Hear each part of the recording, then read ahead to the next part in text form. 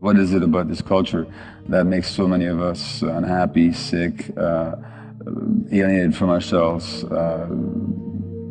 unkind to others, unkind to ourselves, frustrated? And of course, what it is that contrary to this idea of human nature, we discussed the issue of human nature. Is there human nature? So there's one idea of human nature, which is what this culture promotes. Is that human beings are by nature selfish and competitive and aggressive and just out for personal gain and domination. Now there's another view of human nature, which is that there is no human nature.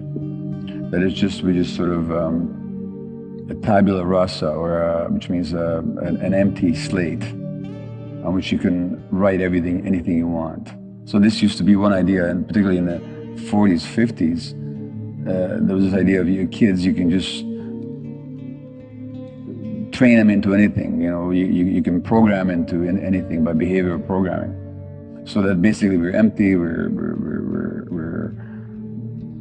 devoid of any internal nature, so it's whatever we happen to learn.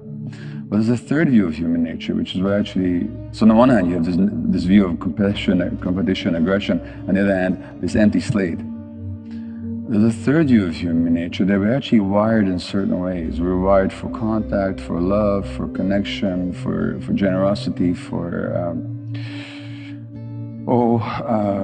connection with the larger whole, beyond the small ego. You know, we're wired for universality and all that. And then whatever conditions interfere with that is what creates the dysfunction. So then from that point of view, if you have a society that promotes selfishness, that promotes competition, that promotes aggression, that promotes people feeling dissatisfied with what they have, that always says more and more and more, that always says that people are only worth what they produce or what they own, or it's only matter that matters, it's materialistic, so that our form, whether you're pretty or handsome or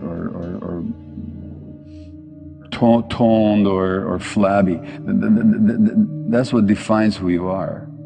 Well, if there's a human nature that's quite contrary to that, then creating a society that goes against human nature is what creates the suffering.